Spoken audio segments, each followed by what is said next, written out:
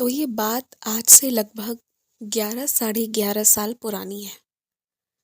मेरे हस्बैंड और मेरे बीच बहुत भयंकर लड़ाई हो रही थी। मेरे हस्बैंड बिल्कुल घर पे ध्यान नहीं देते थे और एक अच्छी शादी होने के बावजूद भी मैं बहुत दुखित रह रही थी। मेरे हस्बैंड मेरी बेसिक ज़रूरतें, जो एक महिला को बहुत बेसिक ज़रूरत होती है जीने के लिए, जो भी चीज़ें चाहिए वो भी नहीं दिलाते थे। और मेरे मायके वाले, उन्हें लगता था कि अच्छी शादी हो गई है तो मुझे किसी चीज़ की आवश्यकता नहीं है। और वो बेचारे फिर क्यों ही मेरे पास पैसा भेजते। तो वो लोग मेरे पास कुछ नहीं भेजते थे। ऊपर से जो भी मुझे शादी में गिफ्ट्स वगैरह मिली थी वो भी मेरे हस्बैंड ही ले लिए थे और वो भी नहीं दिए। तो मेरे पास पैसे के मामले में 2-4 रुपए भी नहीं रहते थे। मैं उसके लिए बहुत परेशान रहती थी। एक बात है कि मैंने एक भी बार चोरी नहीं की, चाहे वो मेरे हस्बैंड की ही जेब से क्यों ना निकालने की बात हो, पर मैंने उनसे पूछे बिना उनसे भी नहीं निकाला। मतलब मैंने चोरी कभी नहीं की। मौका बहुत आया मेरे पास। तो एक दिन ना, ये सारी चीज़ों को लेकर बहुत भयंकर लड़ाई होने लगी, बहुत ज़्यादा। और इतनी लड़ाई होने लगी, और भी बहुत सारी चीज़ें थी। मेरे हस्बैंड की बहुत गंदी आदतें थी। दूसरी औरतों पर नज़र रखना, रात रात भर पार्टी करना, बहुत गंदी आदतें। कि उनको इतना गुस्सा आया ना, कि उन्होंने एक रॉड निकाला और मुझे उससे सर पे मार दिया।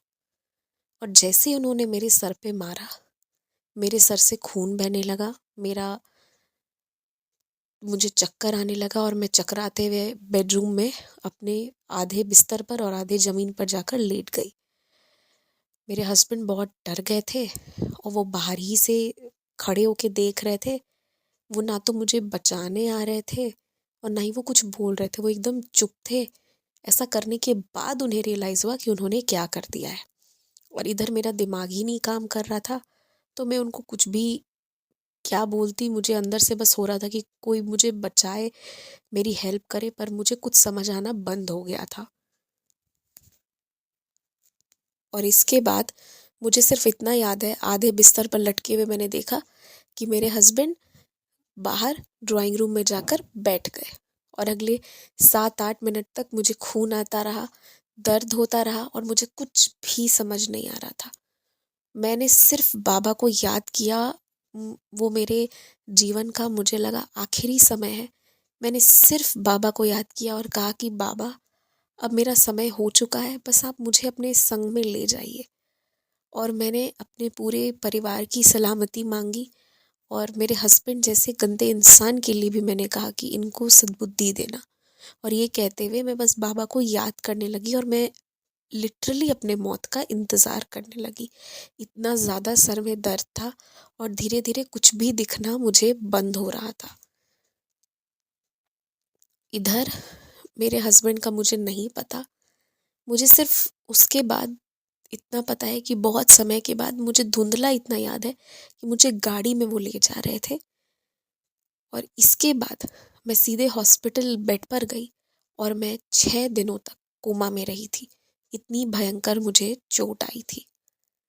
और इन 6 दिनों में मुझे कुछ भी याद नहीं। ना तो मेरे से मिलने बाबा आए, जैसा मैंने बहुत लोगों के अनुभव में भी सुना है, ना ही कोई ऐसा चमत्कार हुआ। मुझे 6 दिन का कुछ भी नहीं पता। लेकिन सबसे बड़ा चमत्कार ये था कि जब डॉक्टर्स को भी लग रहा था कि मैं रिस्पॉन्ड नहीं कर रही हूँ, तो एकदम से छठे दिन, जो कि गुरुवार का दिन था, मैं एकदम नॉर्मल होके उठ गई। और अक्सर उठने के बाद लोगों को टाइम लगती है चीज़ों को याद करने में, पर मेरी इतनी फास्ट रिकवरी थी कि मुझे कोई भी चीज़ भूली हुई नहीं थी। तो ये चीज़ मेरे साथ में हुई। तो ये मेरे बाबा ही थे जिन्होंने मुझे बचाया। लेकिन मेरे उस तरह से गिरने के बाद कुछ ही वक्त बाद मेरे घर पर पुलिस आई थी। पुलिस में केवल एक ही व्यक्ति आए थे जिन्होंने मेरे हस्बैंड से कहा कि मैंने कॉल करके कंप्लेन किया है। और वो पुलिस ड्राइवर, मेरे हस्बैंड और मैं, हम चारों को वही अपने से ही वो जो गाड़ी लेकर आए थे उसमें हॉस्पिटल तक भर्ती करवाए थे। और वो पुलिस ने कहा, मेरे हस्बैंड को कह कर गए थे कि अब आप यहाँ से कहीं नहीं भाग सकते हो, बस अब आपको इनके जान का ध्यान रखना है, इनको कुछ नहीं होना चाहिए। और उसके बाद वो गायब हो गए। और उसके बाद वो पुलिस कभी आए ही नहीं। ये चीज़ मेरे नॉर्मल होने के बाद मुझसे हस्बैंड ने सवाल किया, तो मैंने उस वक्त मेरे पास कोई जवाब नहीं था, क्योंकि मैंने किसी को कॉल नहीं किया था। उस दिन मुझे समझ में आ गया कि मेरे हस्बैंड की इंटेंशन मुझे बचाने की नहीं थी, क्योंकि वो जो 8-9 मिनट तक मैं तड़पी हूँ, ना तो मेरे हस्बैंड मेरे रूम में आए थे, ना ही वो मुझे कुछ भी देख रहे थे। वो तो मुझे वैसे ही छोड़ गए थे और शायद मैं उस दिन मर गई होती। पर वो मेरे बाबा की बचाने की इंटेंशन रही होगी कि एक पुलिस के वेश में आए, ये कहते हुए कि मैंने कंप्लेन किया है। और मेरे हस्बैंड ना इस चीज़ से बहुत डरे हुए थे। उन्होंने मुझसे सवाल किया तो मैंने उन्हें मना किया कि मैंने किसी पुलिस को कॉल नहीं किया है। पर भी मेरे हस्बैंड को लग रहा था कि शायद मैं उनसे झूठ बोल रही हूँ, उनको फंसाने के लिए, क्योंकि वो अपने एक्शन से बहुत डर गए थे, क्योंकि चीज़ें उनकी खिलाफ थी। डॉक्टर्स हॉस्पिटल में पूछ रहे थे कि मुझे कैसे चोट लगी, क्या हुआ, जिसका वो जवाब दे रहे थे कि मैं गिर गई थी। पर जिस तरह की चोट आई थी, डॉक्टर्स मेरे जवाब का वेट कर रहे थे। और मेरे हस्बैंड को बहुत बड़ा डर था कि मैं क्या बोलती हूँ, क्या होता है।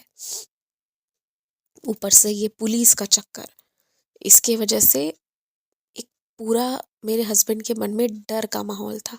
और इसी डर के वजह से उन्होंने मेरी सेवा की और मुझे मेरे हॉस्पिटल का बिल पे किया और मुझे जीवित रहने के लिए उन्होंने दुआ करी कि मैं जिंदा रहूं, क्योंकि अगर मुझे एक खरोच भी आता ना, तो वो जेल के अंदर होते। वो पुलिस कहाँ से आए थे ये मुझे भी नहीं पता, मैंने कोई कंप्लेन नहीं किया था। बाद में फिर मैंने भी अपने हस्बैंड का साथ देते हुए कहा कि मैं वाकई में बहुत तेज़ गिर गई थी और मेरा सर जो है वो वॉशरूम के रॉड से टकरा गया था और ऐसा कुछ भी नहीं हुआ है। हॉस्पिटल वाले को थोड़ा डाउट था, लेकिन मेरे बार बार कहने पर वो लोग मेरी बात मान गए। एक्चुअली मेरी फैमिली को भी डाउट था कि ऐसा कैसे हो सकता है, पर मेरे रिपीटेड इस चीज़ के बोलने के बाद मेरे घर वाले को, हॉस्पिटल को, सबको मानना पड़ा। और उस दिन मेरे हस्बैंड की इज्जत और उनकी बाकी बची हुई ज़िंदगी सिर्फ मेरे हाथ में थी, जो कि मैंने बाबा का नाम लेके सिर्फ उन्हें बख्श दिया। नहीं तो फिर उस दिन मेरा परिवार उन्हें छोड़ता नहीं, पता नहीं उनके साथ क्या होता। तो उस दिन मैंने छोड़ दिया। और मैंने ये पाया उस दिन के बाद से लेके आज तक कि मेरे हस्बैंड, देखिए, अगर वो मुझे पसंद करते या पसंद करने की कोशिश करते तो वो कभी इधर उधर नहीं देखते।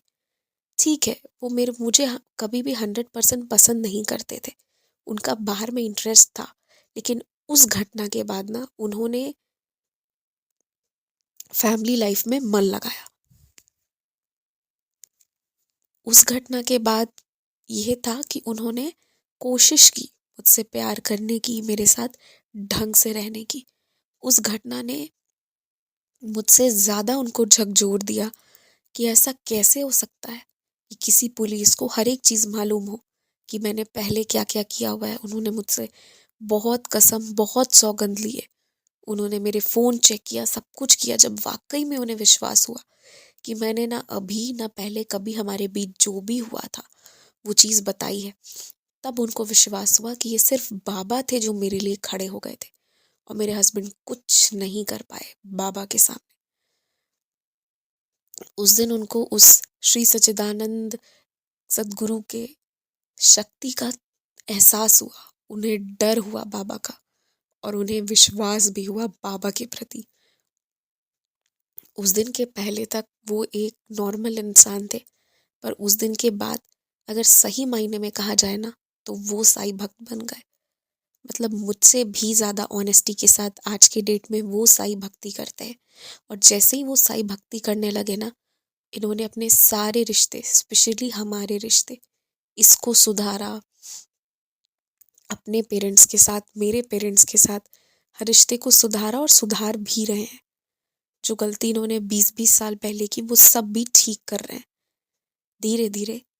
पर ये चीज़ है कि आज के डेट में ये सबसे बड़े डिवोटी हैं बाबा के, और इनके साथ बहुत से चमत्कार हुए हैं। हमारे दोनों बच्चों का नाम साई से ही है। और मेरे हस्बैंड आज के डेट में ऐसा कोई साल नहीं हो कि अगर वो शिरडी गए बिना रह गए हो। हर साल शिरडी ज़रूर जाते हैं, कम से कम एक बार जाते हैं, और नहीं हो सके तो 4 से 5 महीना में एक बार होके आते हैं। मतलब मिला लो अब 2 से 3 बार हम ज़रूर जाते हैं शिरडी, बट मिनिमम 1 तो कंपलसरी है। तो मेरे हस्बैंड के बारे में कोई नहीं सोचा था कि कल को वो इतनी साई भक्ति करेंगे। शायद एक गलत काम करने से उनके जीवन में बाबा का आना लिखा था, और इसलिए बाबा ने एक गलत काम करवाया, पर उनके जीवन में आए।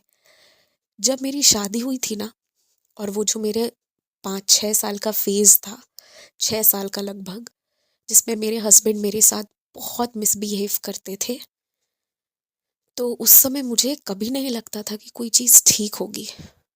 पर मैं बाबा से प्रेयर करती थी, और बाबा मेरे से जो भी मन में लाते थे कि ऐसे पूजा करो, ये करो, वो करो, मैं वही करती थी। 6 साल के लिए मेरी जीवन रुक गई थी। मुझे नहीं लग रहा था कि कुछ भी होगा, और छठे 7वें साल तो मैं हॉस्पिटल ही चली गई कोमा में।